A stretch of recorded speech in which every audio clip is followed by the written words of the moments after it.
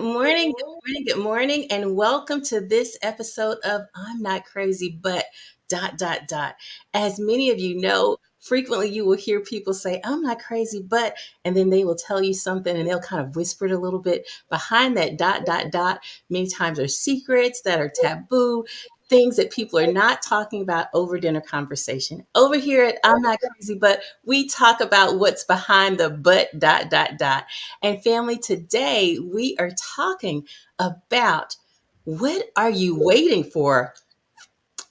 Don't wait until a new year to journey into your healthier life, to your I'm going to lose weight resolution. We are going to have those discussions today. I have an all star cast with me today, and none other than the Dr. Ashley Booth, healing beyond the stethoscope, primary care. And as I'm introducing these people, you know what to do. Go ahead and drop in the link where you're tuning in from, and go ahead and drop your questions as we're talking about healthier you in the new year, weight loss, the things that trouble us and baffle us about how to lose weight and how to be healthier in the new year. Also, we have with us the Dr. Sherry Dr. Sherry Diamond, who is a family medicine doc and primary care doc, and she helps me in my nutrition journey. We have the Camilla Harris, is a chemical engineer turned war on weight warrior and author of The Wild Life. I am so glad to have you all here. How are you doing, ladies? Great. Yes. Good Good. morning. Yes. Fantastic.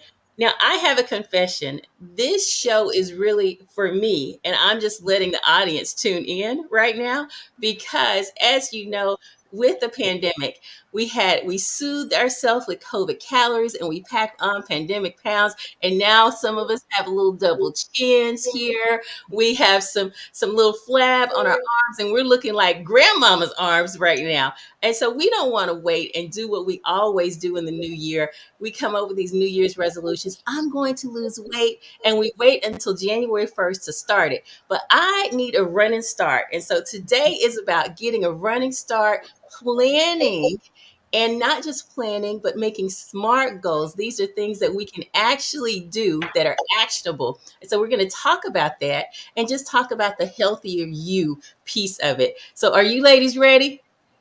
Absolutely. Absolutely. Yes. Now, one thing that I know is fitness can be intimidating, especially for beginners. And we come up with all types of excuses for why we can't cook healthy, why we can't exercise, why we can't, you just fill in the blank.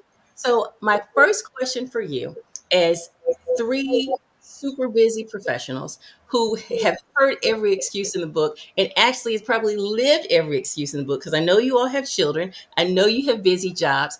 How did your fitness journey begin? Because we need to, they need to hear that you're doing it beforehand so they can model what you're doing. So how did your fitness journey begin? And since Camila, you are new to the show, I'm going to start with you because you have a very interesting journey. Absolutely. So, thank you so much for inviting me to this show. Hey, guys. My fitness journey started, I was working for L'Oreal as a chemical engineer, and I decided I was kind of bored. And so I hired a personal trainer. It wasn't because I was overweight, it's just I went to the gym and I didn't know what to do. So I hired a personal trainer. Was with her for about a year or so, and I was like, this is fun. People like pay you to do this. And so during that journey, a lot of my friends at that time, we were in our late 20s, a lot of my friends were getting married, so I decided as a gift to them I would help them get snatched for their wedding dresses. And so as I was training with my trainer, I would take those routines and I'll just train them. And so that was my gift to them. And so I did that for about 6 months. And then as I progressed as an engineer, they promoted me to a manager, which I was no longer like building and managing the machines. I was managing people. And so I'm like, this engineering, I wasn't really using my technical side. I was doing more of a management role. And so it's just a lot of things that kind of just piled on top of that. And I just was like, let me just leave. And so it's a lot of background to that, but I just stepped out on faith, and I didn't like, now I have Wow Fitness, which is a gym. But at the time I left my job as an engineer to work at 10 Fitness, which here in Little Rock, that's just one of the local gyms. And my parents were like, "Are you like for real?" And so I went to the gym to work, and that was hard because like you can't make any money. I didn't make any money as an engineer there. I mean, as a trainer, because I had to find clients and I had to share the wealth. And so I moved from the gym to just doing boot camps outside. And then it got cold and I was like, oh my gosh, we need to go inside. And so God just kind of orchestrated it. We found this building here in Little Rock, and we've been here for 15 years. But my journey is not such that I was overweight. I really didn't have an issue. I was bored, right? And I knew that I needed to move. And so I hired somebody to help me. And so my passion now is I help people in that way. I'm passionate about the working mom. I'm passionate about the busy professional who can't figure it out. And so that's just my fitness journey. And so all of my clients, not all of them, but a few of my clients have turned into now instructors. And so we just have a community of fitness, and where we just love to help people get their life. So that's So just all the time, get your life. what I'm hearing, and there were so many nuggets there, but what I'm hearing is chemical engineer who turns and quits her job and goes to work for I mean, like, I know what your parents were saying. I know what your friends were saying. They're like, she got fired, and then now she's working over here, and, but Sure. you turn that into doing what brought you joy and getting paid now I would love to get paid to work out. I really would, because that's probably the only way I would do it consistently in a way like that. So I love that. Dr. Booth, I see you running and carrying on out in the park. Talk to us about that. And we always say, "Oh, you're so thin. You don't even look like you need to work out." And that is, of course, how people stay thin. But Dr. Booth, tell us about your journey. So the journey is, you're correct. I have always been relatively thin, not fit, but thin. That's why I tell people, like, healthy looks different for a lot of different people. There's some people who are probably twice my size who could outpace me and stuff. So, because I just wasn't that active. I was just blessed with a good metabolism that kept things going. But then I had a baby during the pandemic, and that weight says, I'm not moving, girl. I'm not going where you think it should go. I was like, oh, you supposed to snatch back. Because after I had my first one, I even remember the lady in the hospital, she said, oh, look, her stomach went all the way down already. I was like, oh, okay, girl, thank you. But then after the second one, they didn't say that. I was waiting for that to come again, and it didn't. And it stayed for me longer, and I was very self-conscious about it, but still was not active, not moving, not doing the things. And a friend told me, after we had did a 5K with her daughter, because I was just going along for like walk around and stuff. She said, oh, girl, let's do the 5K. Let's do the bridge run. It's going to be so fun. I was like, it's running. It's running up a hill. I don't think I'm not made for that. She's like, come on, girl, let's do it. Let's do it. So she hyped me up and encouraged me to do it. And that was the start of me becoming more active. So now I am training for that 5K, and I'm actually starting to enjoy it because it gives me that time, like you mentioned earlier. Where do you find the time? This is my 30 minutes, 3 days a week that I get a chance to just spend with myself, turn my music on, and get out and go and figure out like how I can do it, how I can move, getting more active. And I'm starting to finally start to see some results. Like, I put some jeans on the other day and I was like, okay, girl, they're fitting a lot better than they did before. So then that became a lot more motivating. But mine actually started with a challenge from someone else, and I just couldn't back down. So I love what I heard. Healthy looks different on different people. You can look thin and not be fit. That was really good. And I also heard community. So if you had not received that challenge and didn't have a community to work with, perhaps you wouldn't have. Now, I said we talked about our journey into fitness, and I'll ask this question. I'll say this: one of the top excuses we give for not doing is absence of time. And I know all of your schedules, so I know you're really busy.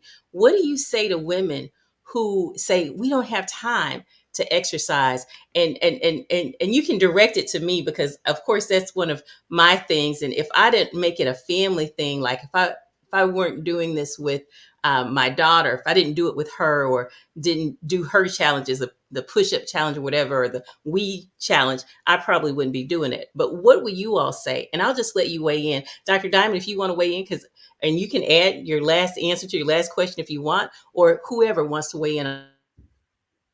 Well, I know we know each other outside of this forum, and you did not ask me about my weight loss journey. So, On that. so, so I'm going to go on and tell you. So, and I think this is probably the majority of women's story. So, at different points in life, the weight loss journey starts and then it stops, and then it starts and then it stops. And I was naturally thin when I was growing up. So again, thin but not fit. I was not active. I was a bookworm. My activities were limited. I didn't do sports. All the things that my girls have done, I did none of those things when I was growing up. And so what started putting weight on me really was after college. I gained what I felt like was some much needed weight, but then the babies started coming. And so as the babies came, it began to be, harder to bounce back because I was not doing active in terms of trying to get the weight back off.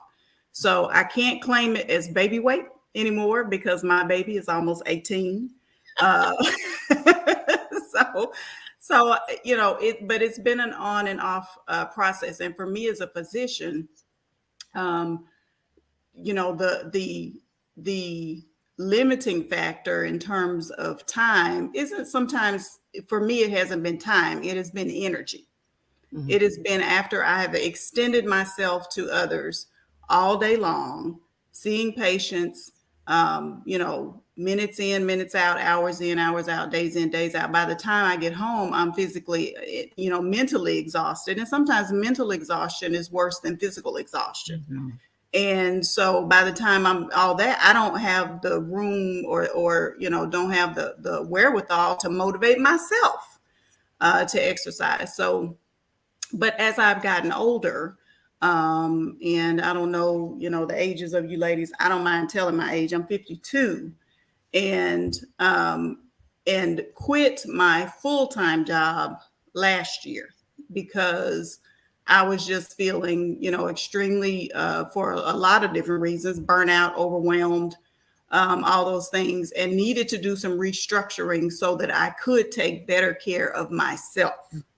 And so I think in terms of the question, getting back to the question of taking, what is it, not having time for, I think you have to do what you need to do to make time, because it's not just about exercise. It's not just about eating right. It is, the end goal is to have a healthy life. The end goal is to be able to enjoy the life that you have and not wind up with all of the different things that happen as a result of obesity, which then begins to inhibit us further. So, you've just got to decide that there are some things that you're going to do for you. Good. So I heard that I've heard this from all of you at some point in time, and that is life got so busy that in order to prioritize yourself, you actually pivoted from your current jobs. And you all didn't hear that, but I've heard this in the backstory. So all of these ladies pivoted from existing jobs so that they could have more time to prioritize, to put what was first, mm-hmm. to put their health first, to put their families first, to put those different things first. Now, in at least two of these stories, it got harder and harder to lose weight like I used to when I was real young. And so what is there to that whole frustration that many older women, or let me say mature women, seem to have with slower weight loss progress compared to the younger women. What are some of those factors or considerations that can affect their weight? And Camilla, I'm going to give you a heads up. I'm going to circle back in and ask you at some point, how do you work with in the fitness journey the more mature seasoned women who do struggle to get it off? So why is it right off the bat that we struggle sometimes as we're approaching 50 or 40s or whatever to even get the weight off, when used to, if I could just do whatever, and now if I look at ice cream I gain weight? What's that about? Well, for me, okay, so my son is 20 now, and I remember getting to one of my heavier weights after at the end, by the end of my pregnancy. And so at that point was when I think I made my first conscious decision to actually exercise, to really begin to exercise regularly. And so when I did, it was easier. Your metabolism is faster. You have not, the time hasn't gone by where you've become or been so sedentary that you begin to lose muscle mass. And when you lose muscle mass, you don't burn calories as quickly. And so, and I was also more active. I was doing inpatient and outpatient work. So I was at the hospital. I was making rounds. My days were long, and I was, kind of hitting and missing on top of not hitting and missing, but just here and there throughout the day. I was in Texarkana, so we had two main hospitals, and I was going from one to another, going in, making rounds, seeing patients, coming back to the clinic, seeing patients, all those sorts of things. So when I would exercise, it wasn't as hard. And so, when you're in a hospital setting and especially in residency, you kind of begin to pick up a little weight because they want to feed you all the time. Yes. And so you go into the doctor's lounge, and there's always, cinnamon rolls and Wait, donuts. I'm gonna need you to stop with the calling out. You need to stop calling out. It's kind of like when someone calls out Krispy Kreme donuts, and then I have to go to Krispy Kreme. Dr. Diamond, I'm gonna pause you because you're about to make me hungry. And, and when I circle back, I don't need you talking about cinnamon rolls and whatnot, because you messing with the progress here. Camilla, I saw you unmute a second ago, but Dr. Diamond, don't try that anymore if I'm going to be successful. Camilla, did you want to jump in?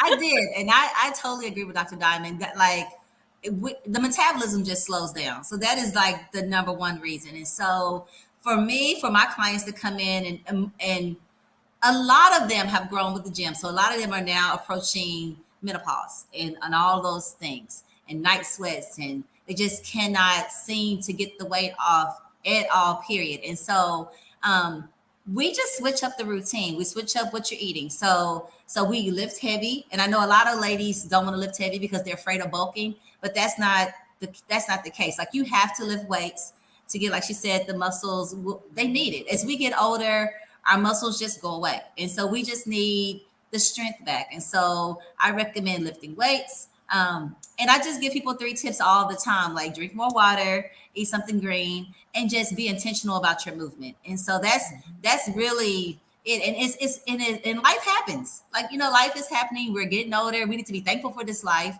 We just have to take care of it. And I just tell, like, skinny is never the goal. Like, we don't want to be skinny. We want to be able to walk up the stairs. We want to be able to get on the floor with our grandkids. We want to be able to live life comfortably. And so we don't focus much on the weight. Like, the weight loss comes, but I focus more on like the lifestyle. Like, if you like, just try not to eat so many fried foods. Cut back on your sweets. Let's have one cheat meal a week. Like, we teach more lifestyle than like focusing on the scale, because the scale is disrespectful. Especially, even like menopause is one thing, but even when it's disrespectful. it is. Now you carry on. It's disrespectful. It's disrespectful. And even when we are like on our cycle, it's like I could be a one weight last week, and then this week when my cycle comes, I'm like 5 pounds heavier. So stay off the scale. Ooh. I can get with that. Now, Dr. Renee, you let me know. I can't see if we have questions, but let us know and put some up. But what she said, that scale is disrespectful. Now, let me just add. Now, there are different schools of thoughts. Some that are like, hey, what I need to get on the scale every day, and some that say don't worry about the scale, worry about how your clothes fit you. Now, I like your view, but let's do he said she said or she said. Anybody on here want to disagree with that and give us a different reason why? But I just want you to know, regardless of what you say, I'm in Camilla's camp. I like that. It's interesting that you say that, because I actually had a patient, because I usually tell people don't get so focused on the number. How do your clothes feel? How do you feel? Like, use that as a motivator. But I actually had someone to come in the other day, and they said they actually need that scale every so often, because if they don't, their weight will get away from them, because they said, well, if I don't do it, then I don't have anything to hold me accountable.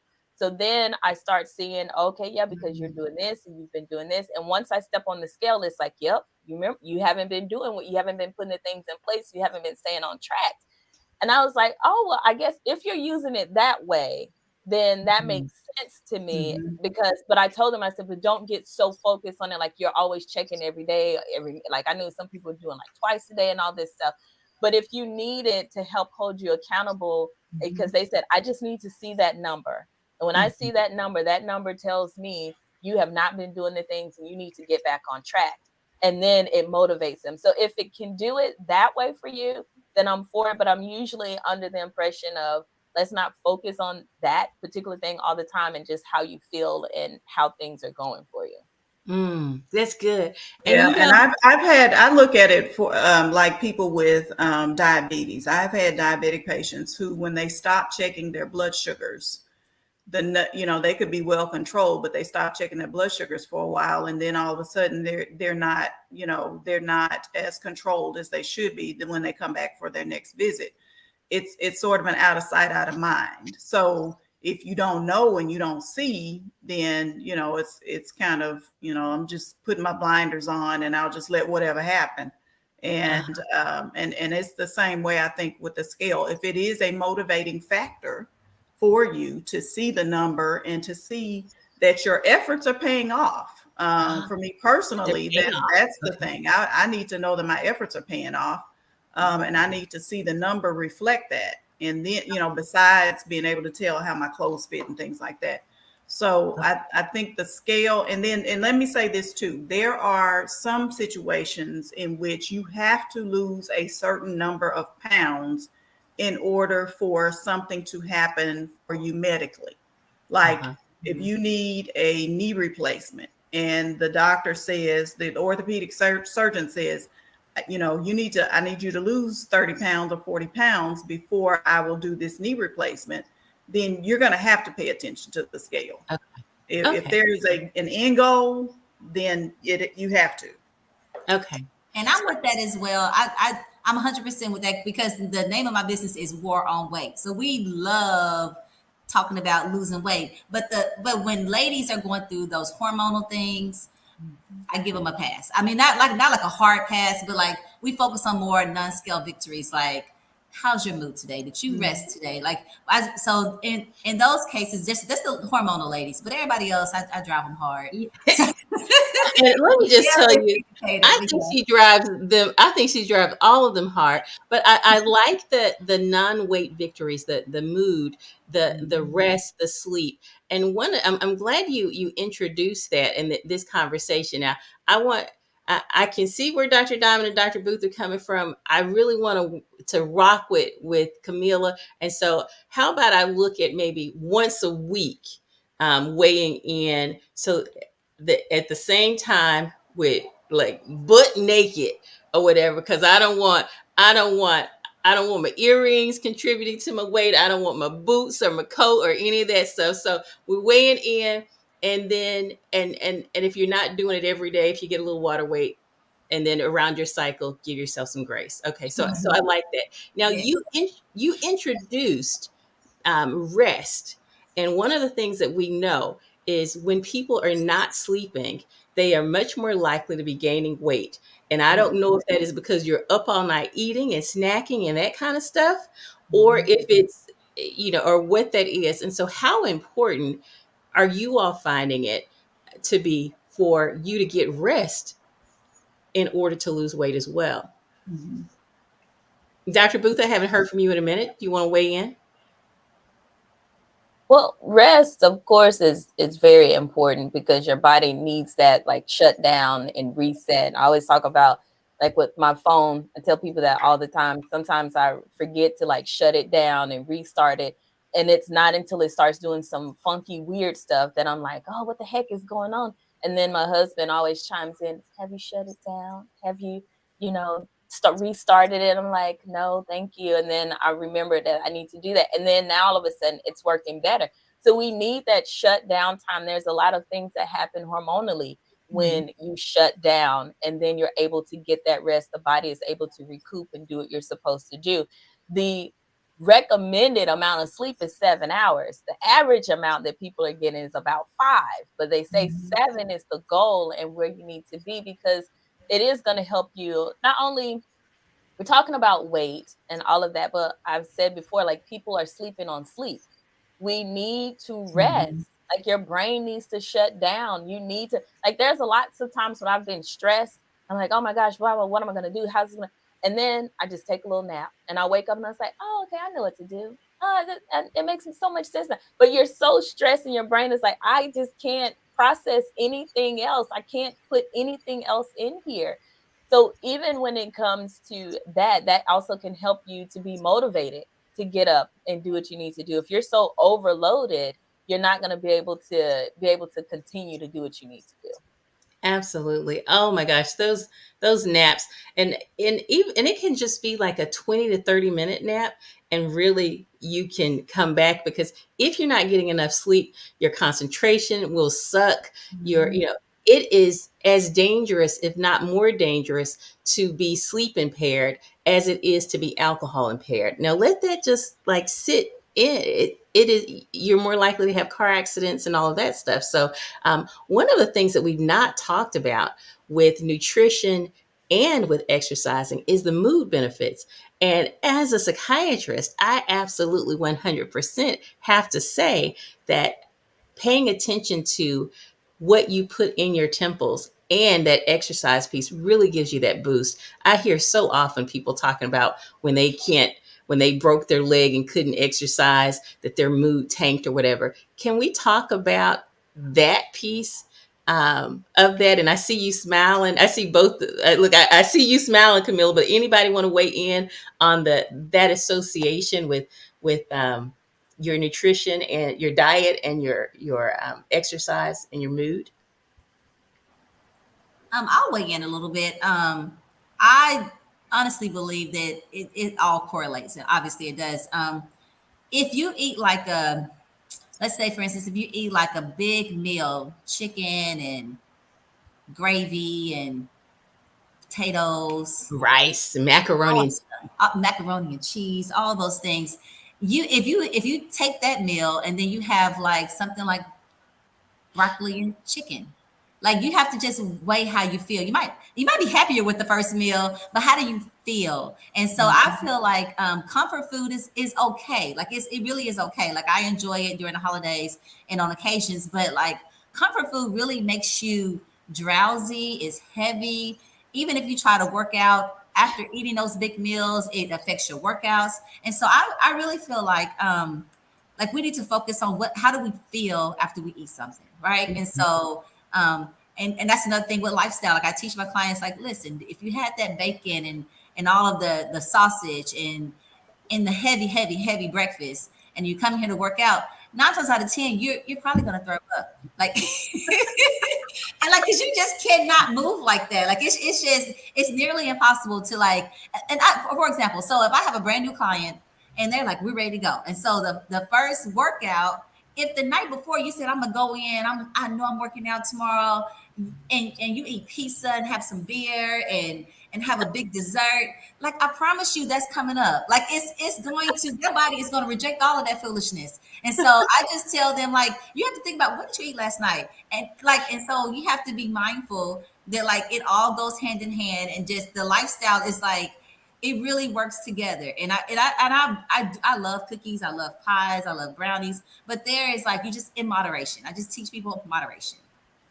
That's a great point. In med school, I had to pay attention to what I ate because it would make me sleepy afterwards, too sleepy to study.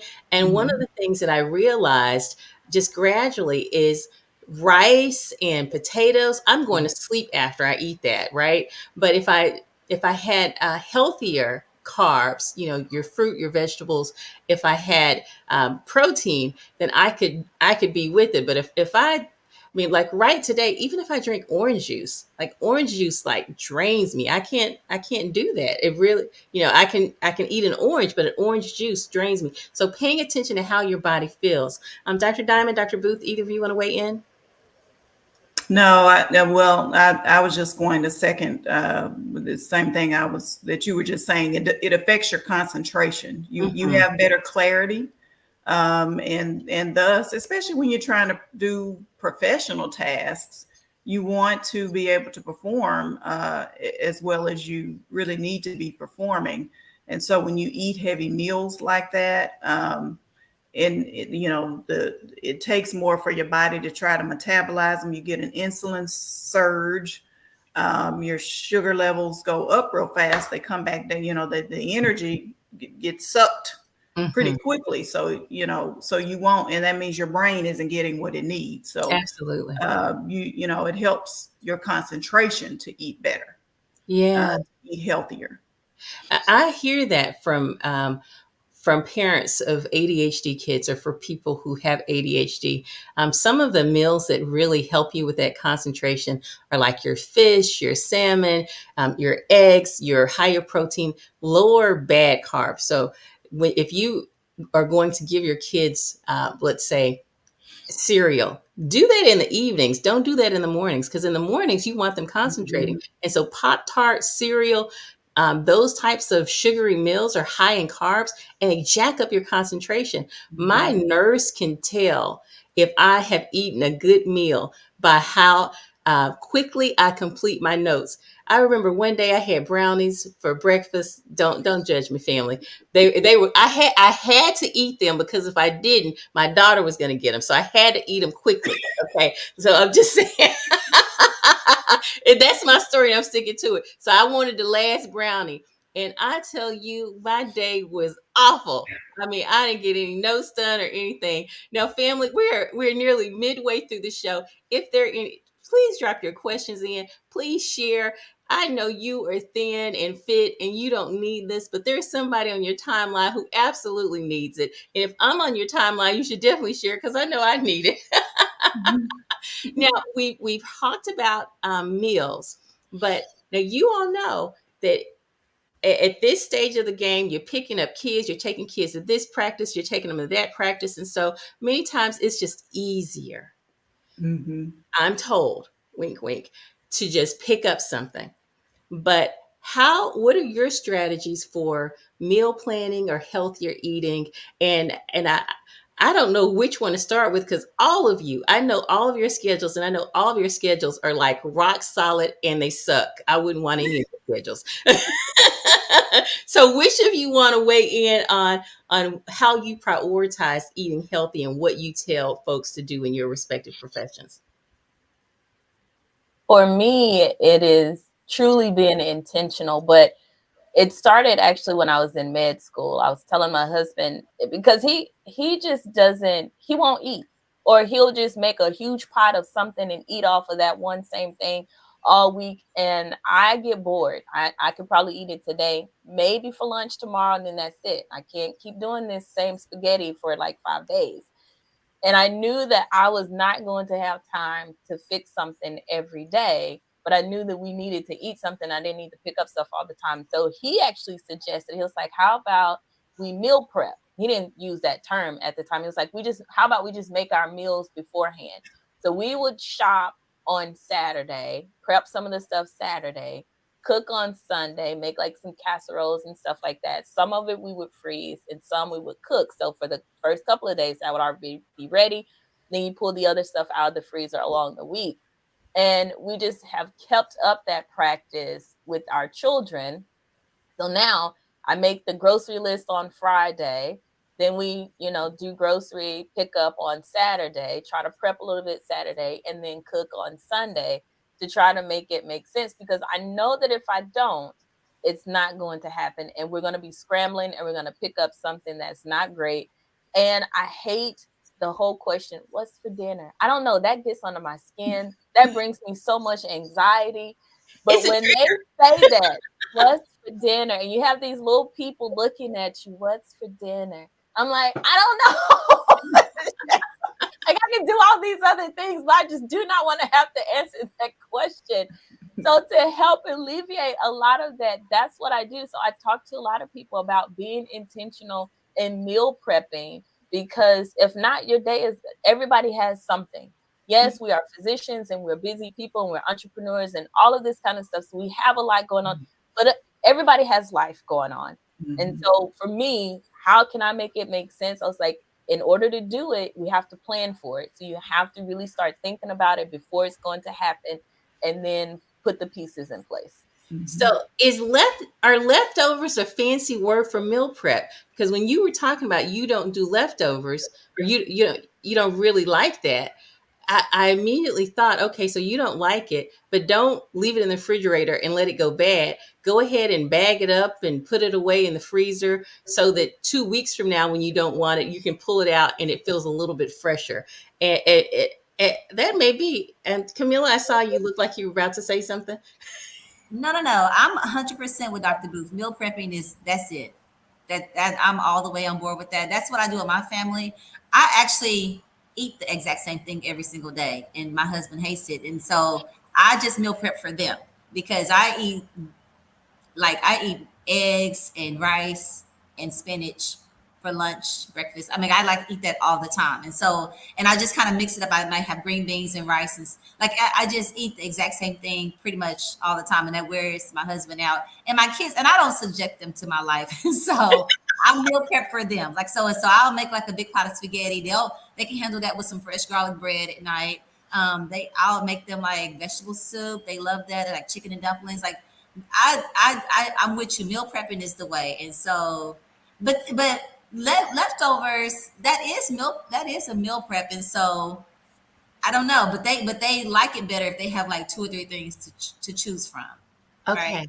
Yeah. So what I've heard is be intentional. I've heard with these leftovers, bag them up, but be intentional and make 2 or 3 meals on whatever your solid day is. Don't go to Walmart or Target 17 times during the week. Make your list, go there once with all of that and do it. And I'm going to add an extra one for you ladies. And your leftovers that you don't want, call me. I'm available. My family's available. I do taste testing all the time. Okay. Anybody want to add anything before I move over into the support system phase? All right. Now we are told that we are the top 5 people that we hang out with. We're more likely to absorb some of their habits. And so for me, that means that if I want to make more money, I need to hang out with my folks with money. If I want to be healthier, I need to hang out with people who are going to hold me accountable. And accountability does not feel good. Let me just say, and I may roll my eyes at you, and I may not like you, but I need to be around some healthy people. What are you all doing as it relates to your support systems for people who support you in your healthier eating or in your fitness journey or your sleep journey or what have you? How are you building your tribe around your healthy lifestyles? It sounds like y'all don't have no tribe other than Camille. Maybe because My tribe, my family is my tribe, and I harass them, I'm sure.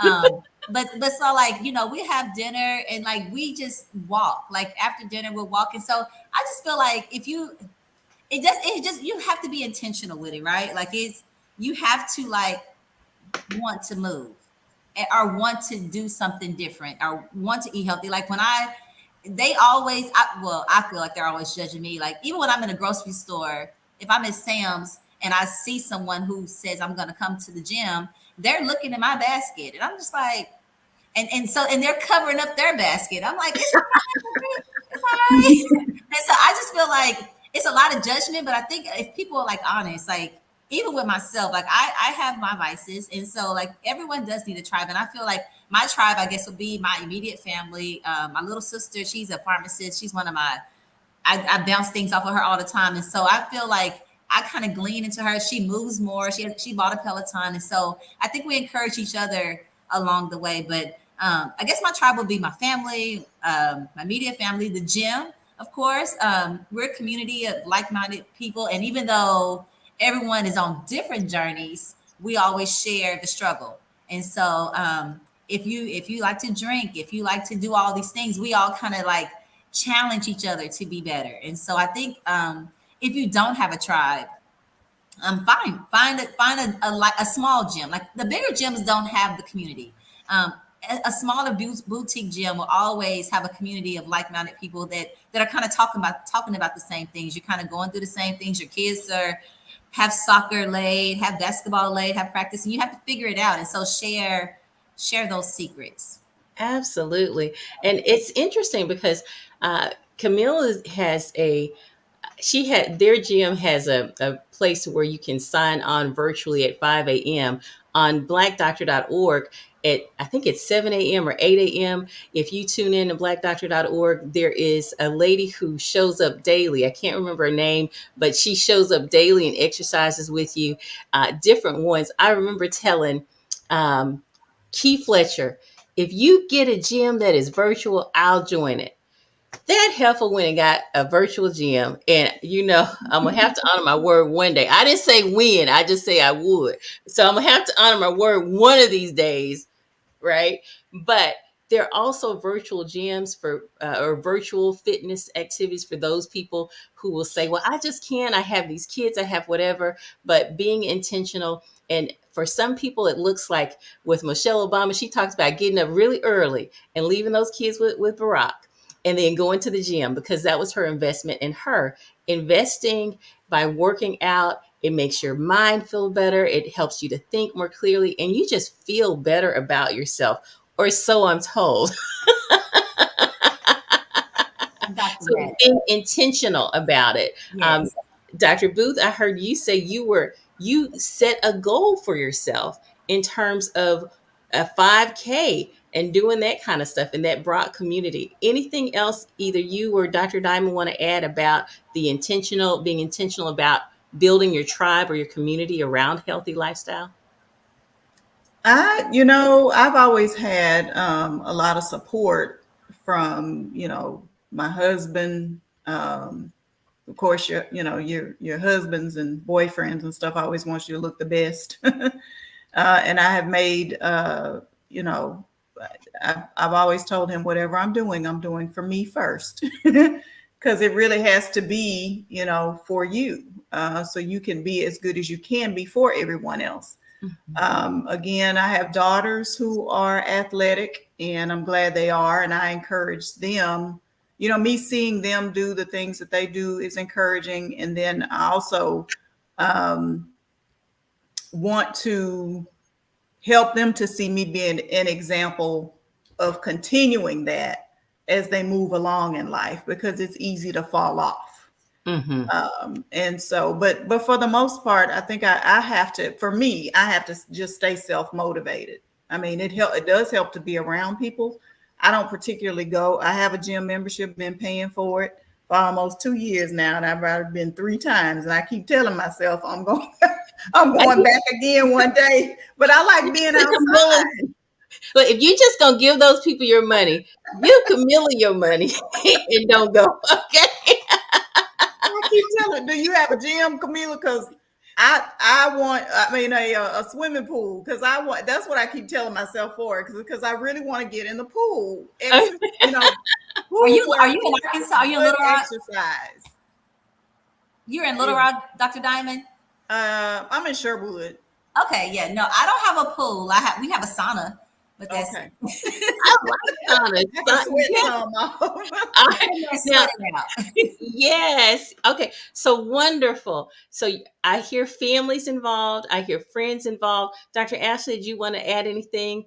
Um, Sure. The other thing because I have decided to do this 5K, the person that I'm doing it with, we check in often. I just finished a run today, that sort of thing. What holds me accountable too is I have an app. And this app says you're going to run so many days a week. This is how you are going to run to get you prepared for it. So that helps to keep me accountable because I know that I need to block off 3 days a week to run so that I can stay on track so that I'll be ready for my race. So if I say, oh, I don't want to go, like yesterday, I was not feeling it. My voice is going in and out. Yesterday was a day. I just was not motivated. But I went out and I said, you got to do it because what other day are you going to do it? You have no more days. So today is the day. And I did it. And it was just like, sometimes you just have to get started. Mhm. You just have to go. Once you get into it, then that rest of the motivation and stuff, and you say, okay, good, you did good, and you feel accomplished when you get it done. Right. So that also helps. And then when you say find community, like as I've been doing this, I've realized that I am starting to build a little community that I didn't expect. Because sometimes I run around this one park and there was this one gentleman, I would see him a couple of times. And one day, I don't know, he just felt the need to say, you're doing a good job. You're looking good. And I was like, I needed that on that day. I've seen him a few times and he's never said anything.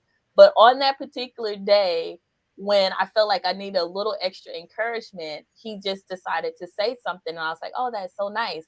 So people are watching.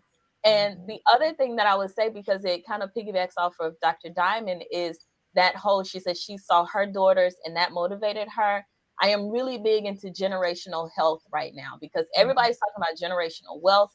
But for me, it starts with health. And that's what I say. Once you start seeing people do things, then you're going to want to do it. And it's like, how beautiful would it be to know that your family now is set up on a path where they can enjoy the fruits of their labor? Because we put so much time and energy to get to where we want to be. But then once we get there and we're settled, can we enjoy it? Like, do you now have diabetes? Do you have high blood pressure? Do you have all these things? And I never saw people run when I grew up. My daughter's doing a 5K and she's 9 years old. I never saw that. I didn't see that until I was like in college or med school, seeing people getting out, running, being active. And now she sees me do it. And it's just like, that's just what we do. So to know that you're putting things in place and setting these little pieces out, and it's setting other people up to say, that's just what we do in our family. We just eat healthy. I just decided to choose this instead of that. And that's what, when you're talking about being around certain people, sometimes it starts in your family. You don't have to think about, oh, I have to go out and find all these friends that are healthy and stuff. You can start in your own house. We mhm. we choose apples today instead of the chips. So once you start putting those in place, then you'll start to see those changes that just kind of trickle down in your family. Oh, I love it. There are so many good things. And we're talking about being intentional. We're talking about building a community. We're talking about making it a family affair. I'm going to add, make it fun. Running doesn't found fun to me at all. Going to a gym doesn't sound fun to me. If you are playing basketball with your family, if or your friends or your neighbors, if you are going swimming and that's fun for you, if you're taking a salsa dancing class, but whatever, taking up tennis or whatever, make it fun and something that you can sustain so that you can continue to do it. Because the goal is for us not to be sedentary and to be doing something. Now we talked a lot about getting moving. And we talked a little bit about nutrition. Now, I'm told you can exercise all the day long, but if you don't get your nutrition, your diet in check, and I don't mean diet like, oh, I'm on a diet, but I mean making it a lifestyle, then it's going to be it's going to be very hard for you to be as fit as you desire to be. In our last few minutes, let's talk about the nutrition piece and um, how to choose wisely. Many of us have insurance and have access to dietitians, but we don't use that. How important is it for us to work with a nutritionist or a dietitian or what have you, so that we have some accountability in our food intake? And I'll just have one or two of you answer that because we're actually about to wrap up. Um, Well, okay. So let me start. You can know, and the information is out there. Once you know, it's still up to you to go home and use it. And I found myself over the years saying that to many of my patients. I can give you this information. You can go and visit the nutritionist, and she can tell you about and teach you how to count your calories and what's good carbs and bad carbs, and how many calories you should have in a day and things like that. But those things are readily accessible also online. I mean, the information superhighway is out there and has plenty of information and resources for you. I think the issue is the motivation to do it, because it does take, especially if you've been used to eating a certain way all of your life, and then you decide to make a change. It takes a lot. And so to that, I would say make small changes mhm, first. mhm. you know One of the things that I harp on often is sugary drinks. If you can't do anything else, put the Mountain Dews down. put them down. you Yes, know, put the iced tea. The McDonald's crack iced tea that yeah. you're used to going and getting. Every day, and drinking the whole thing. You make small changes, Oh, that's good. because a lot of these things that we can eat very little of it, has no nutritional value, but it blows all the calories in a day, like Yes, all the calories that you need. And absolutely. so we've got to, it's simple things like that. Um, that I think if you start whittling away and getting yourself some discipline with regarding how you eat, just doing a replacement. Okay, You want to replace one thing with another, that sort of thing. To start off with, just start there, small. I like it. So I'm going to tell you what I heard. Keep it simple. Do small things. If you are a 7 or 8 Dr. Pepper kind of girl, dial it back to maybe 4, and then dial it back to maybe 2, and then get rid of it. But actually, if you're drinking water, that increases your metabolism. Dr. Mhm. Booth, I'm going to go to you because I know you're going to have to hop off here really shortly. Anything you want to add? I would just say, like Dr. Just kind of piggybacking off of Dr. Diamond, when you make those small changes, then you'll start to see the difference, because when you go back to certain things, you'll realize, oh, this is either too sweet, or oh, I'm Mhm. starting to have headaches from this, or whatever. But you start making these small changes. And the other thing I say all the time, especially you probably have a lot of women who are watching, give yourself some grace. We are so hard on ourselves, and we're like, oh my gosh, I didn't do this right, I didn't do that, I messed up, or I didn't go to the gym. Okay, you didn't. It happened. It is what it is. Now let's just figure out how to get back on track, because Mhm. a lot of times that then also keeps you from doing the things, because you're like, well, Mhm. I guess it's just not happening. Well, I'm just not going to do dieting anymore. Well, just not going to go to the gym. I'm just not cut out for this.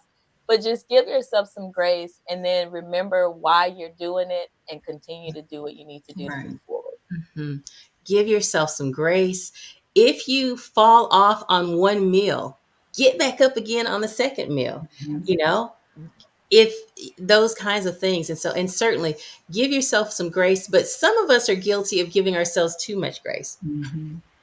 So also give yourself some accountability. Have some Mhm. people around you to speak into you. And for me, just seeing some of you on, Camila, Dr. Booth on there with their pictures of them running and stuff like that. I don't roll my eyes anymore when I see that. Now I think, when are you going to do that? Where do you know what I'm saying? And so identifying partners. Camila, what say you? So I'm with Dr. Diamond, Dr. Booth. That's amazing. I'm a piggyback on that, and just know that you cannot outwork a bad diet. Like if you eat a Right. burger, if your goal is to lose weight or get off your blood pressure medicine, get off high cholesterol, and Mhm. your choice meal is hamburgers and fries every day, you cannot come to the gym and expect to like eliminate that because you just cannot outwork a bad diet. And so just be intentional. And like I said, give yourself grace. I'm with that. That is 100% right. We have to live and be happy, but do the right thing. Be intentional and love on yourself. I'm with all of those things. Absolutely. Now, family, we are just 4 minutes out. I'm going to summarize what I've heard. First of all, don't sleep on sleep. You got to get your rest so that you can concentrate and so you can make good decisions. Be intentional. Think about what you're going to eat the week before so you don't have to say, what are we going to have for dinner? Maybe you put it on a calendar and everybody knows what's for dinner that day. Do some meal prepping. Be intentional. Surround yourself with people who are not going to sabotage your diet, but who are going your nutrition, but who are going to encourage you. Get up and get active with the fitness evangelists Monday, Wednesday, and Friday, 7:30 a.m. Central Time, here on blackdoctor.org. And listen, find yourself something that you are willing to do and then do it. If you are like me, I'm going to have at least once a month, I'm going to have some cheese dip. Now, I may not make it with flour. I may make it with some almond flour instead of something else, or whatever. Or I'm going to have a milkshake, but I may make my milkshake with bananas and avocados instead of ice cream. So you can get those meals that you enjoy and you can make just a few little tweaks to it. Now, ladies, I absolutely appreciate all that you have said with us. You have 1 minute to give last minute words of wisdom. Dr. Booth, I'm going to start with you because I know you're hopping off, and then we're going to circle out and we'll end it. I don't want to harp too much. Just I think all the ladies have given some great information, and like you said, love on yourself, give yourself some grace, find your accountability person, and you're going to be fine. And just get started. I just put something out about that yesterday. Get started because sometimes you are not going to feel like doing it. Not it's not going to be there sometimes, but if you get started, you'll be able to get it done. Get started. I love it. Dr. Diamond. Um, so I've read a few articles actually over the years. There seems to be this sort of thing out there about doctors and the diagnosis fat. Every time I go to the doctor, they tell me all it is, I'm just fat. Everything that's wrong with me, it's fat. And so we don't want doctors.